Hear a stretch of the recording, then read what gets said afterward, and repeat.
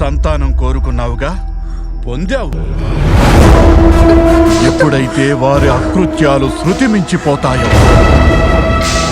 అప్పుడు వారిని స్వయంగా శ్రీ మహావిష్ణువే వధిస్తాడు.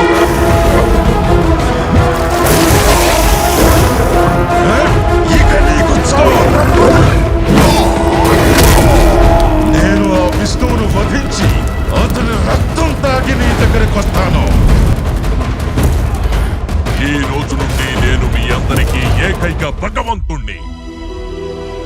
మిమ్మల్ని కలవడానికి విష్ణువు ఎన్నటికీ రాడు రాకుమారా. నిజానికి ఆయన దర్శించే యోగ్యత నాకు ఎప్పటికీ లేదు. కానీ భక్తికి జాతితో సంబంధం లేదు, మనసుకు సంబంధించింది. మొత్తం జగత్తునంతా జయించిన ఆనందం ఒకవైపు, పుత్రవత్సల్యంతో పొందే ఆనందం మరోవైపు. ఆ నామం మాత్రమే అందరికీ ముక్తినిస్తుంది. ఓం నమో భగవతే వాసుదేవాయ. భటులారా, ఈ ఆయుధాలతో ప్రహ్లాదుని ముక్కలు ముక్కలుగా నరికేయండి.